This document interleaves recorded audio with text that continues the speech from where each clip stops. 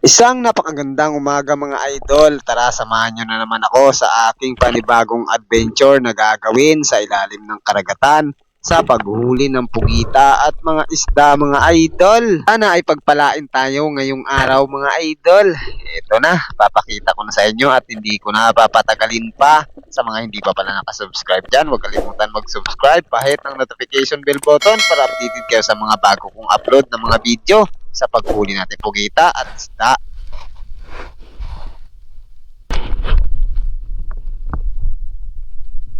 Live na tayo mga idol. Tara, samahan niyo ako sa ilalim ng karagatan. Yan, dala-dala natin yung ating gabayan mga idol. Lalagyan natin ng pugita, ng pana. Ito na rin nagsisilbing life buoy natin mga idol. So, yun, let's go. Napakaganda talaga ng ating umaga mga idol.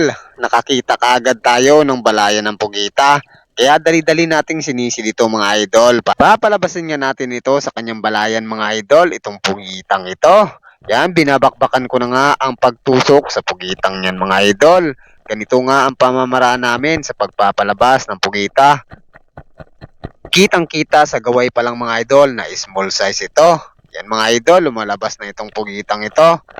Ito nga ang ating unang huli ngayong araw mga idol. Hindi na tayo kaagad na zero mga idol. Meron na kaagad tayong pugita. Meron na tayong pambawi kaagad sa ating gasolina.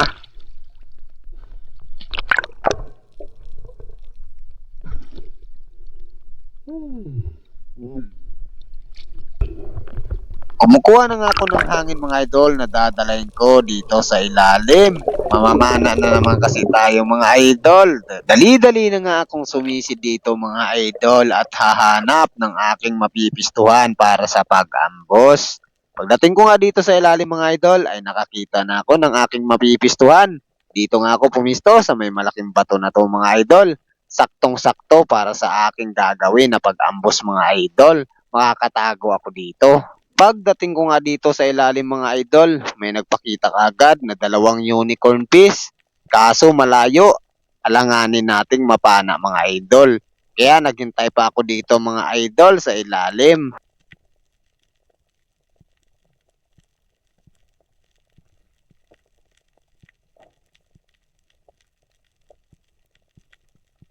Pansin na nga ako dito mga idol na yellow line snapper mga idol.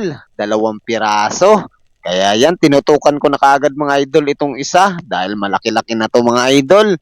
Pwedeng-pwede na tong pangbinta. Kaya ito mga idol, papalapit na siya sa akin. Talagang nakahunt mode na tayo dyan. Ito na mga idol, talagang sumalubong sa pulka. Mayroon na tayong napakasarap na naman na isda mga idol. Ito nga mga idol ang ating unang isda ngayong araw. Sana ay makadagdag pa tayo. Hindi nga natin kaagad na idala sa itaas mga idol dahil nasabit yung ating shop mga idol. Kaya sisiri natin ulit mga idol para ma-recover. Pero goods na goods ang tama yun mga idol, hindi na makakawala itong isdang ito. Sinisid ko na nga ulit mga idol para i-recover itong ating isdang nahuli. Yan mga idol, hinila ko na nga. Natanggal din kaagad natin itong mga idol at successful yung pag-recover natin. Hindi na makakawala itong isdang ito mga idol. Napakasarap na naman ang ating sisigingin mamaya mga idol.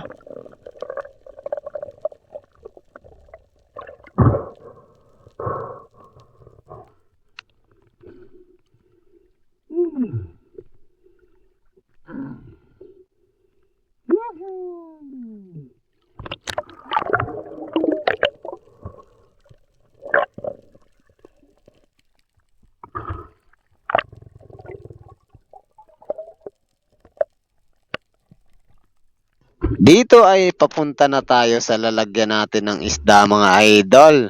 Nung nasipte ko na itong isdang ito, agad-agad na tayo kaagad mga idol na humigop ng marami-raming hangin dahil meron na naman tayong sisisirin.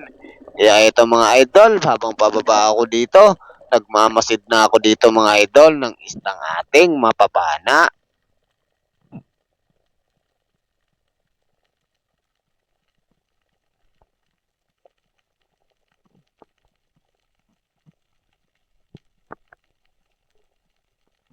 May nakita nga tayo mga idol doon sa may malaking bato sa unahan. Mayroong isang malaking isda mga idol.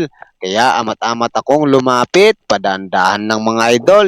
Nung malapit na ako ay isang mangrove jack snapper mga idol. Kaya tinutukan na kaagad natin at sumalubong talaga itong snapper na ito mga idol. Yun, sapul na sapul.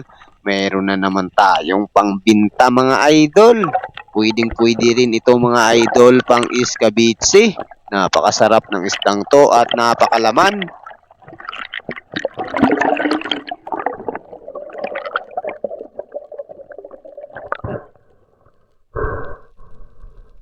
Napakaganda nga ng tama nito mga idol. Talagang hindi na ito makakawala pa. Ito nga ang ating pangalawang huli ngayong araw na isda mga idol. Talagang napakasarap ng isdang ito mga idol.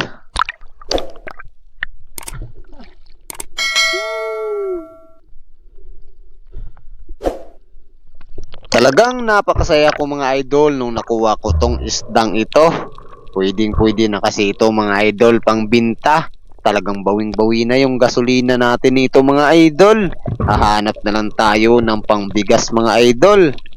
Pagkatapos ko nga itong naisecure mga idol, agad-agad naman tayong nagsagawa ulit ng pag-dive dito.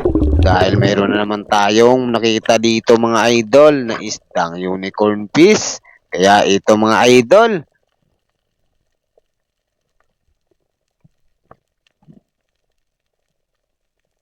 pagdating ko nga dito sa aking pipistuan mga idol para sa pag-ambos, ito, napakulit ng isdang ilak. Ayaw kasi lumapit mga idol ng unicorn fish, mailap. Kaya ito na lang ang aking tatimingan mga idol sa pagpana. Napakalikot talaga ng ilak na to mga idol, kaya ang tagal-tagal kong napana ito. At nahirapan din talaga akong itiming mga idol ang pagkalabit sa ating gatilyo.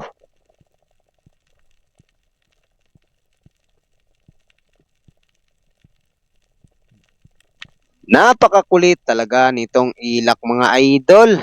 Ilang bisis niyang padaan-daan talaga siya at hindi natin makalabitan talaga. Talagang tatimingan natin ito sa pagpana mga idol. Ang isdang ilak na ito. Napakalikot talaga mga idol. Mga ilang bisis pa talagang lumapit. Hindi natin makalabit-kalabitan. Kaya nung nakachimpo ako dito mga idol, pag salubong niya ulit, pinana na natin. Sapul na sapul mga idol. Meron na naman tayong isdang napakasarap ang ihaw mga idol. Napakalasa din ng isdang ito mga idol. Umabit na naman mga idol ang ating shop sa ilalim. Kaya ang gagawin na naman natin, i-recover na naman natin ito mga idol. Kaya nagsagawa na kagad tayo dito mga idol ng pag-dive para ma-recover itong ating isda. Pagdating natin dito sa may ilalim mga idol, kunti lang yung sumabit mga idol, kaya madali lang natin itong na-recover. At successful naman mga idol. May pang-ihaw na naman tayo, isdang ilak mga idol.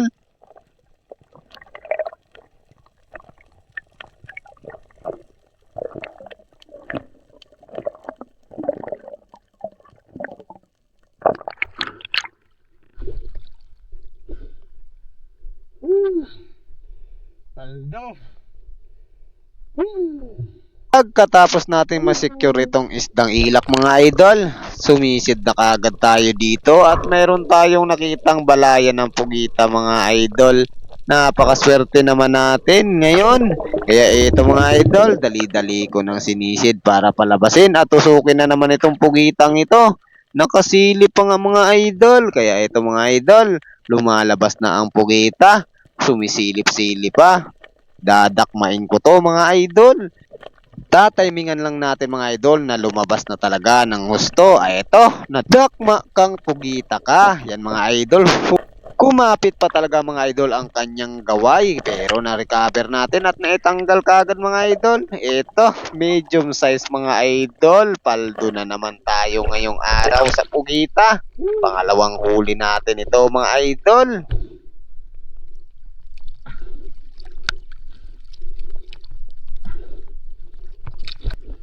Nang mailagay na natin sa lalagyan mga idol sa hindi kalayuan, meron na naman balayan tayong nadaanan. Swerte talaga mga idol dahil may laman ito. Meron na naman tayong papalabasin at meron na naman tayong dadakmaing pugita mga idol. Kaya pagdating dito sa ilalim mga idol, eto, tinanggal ko na kaagad yung kanyang mga harang o panabon para walang harang sa kanyang dadaanan sa paglabas mga idol. Kaya dali-dali na kaagad natin siyang binakbakan sa pagtusok.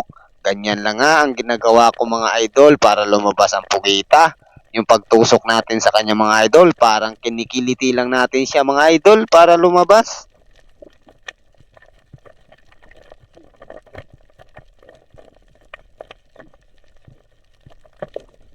Amat-amat na ngang naglabas itong pugitang ito. Malaki mga idol. Dakma kang pugita ka.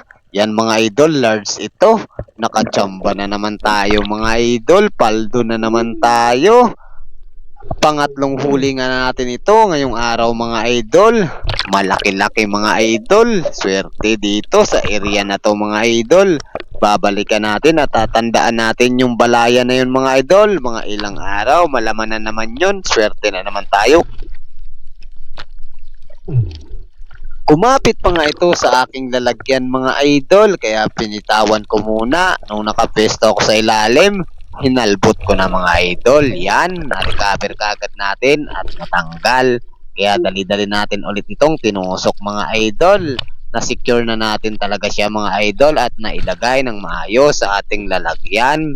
Napakaswerte talaga natin ngayong araw mga idol. Meron na naman isang balayan at may lamang pugita. Kaya dali-dali na natin itong sinisid para palabasin itong pugitang ito. Siguradong malaki-laki na naman ito mga idol. Binabakbakan ko na nga mga idol ang pagkikiliti sa pugitang ito. Amat-amat naman siyang lumalabas. Kitang-kita sa kanyang mga gaway na inilalabas mga idol na nakikiliti na siya at papalabas na. Medium size ito mga idol. Swerte talaga natin ngayong araw dahil tuloy-tuloy yung kugita na ating nakuha. Sigurado na ang pangbigas natin nito mga idol. Mapapakain na naman tayo ng 3 beses sa isang araw. Hindi na naman tayo mapapasma nito mga idol. Tuloy-tuloy lang yung swerte natin sana mga idol kada laot natin. Maraming salamat nga pala sa lahat ng aking solid subscriber dyan sa patuloy na pagsuporta nyo.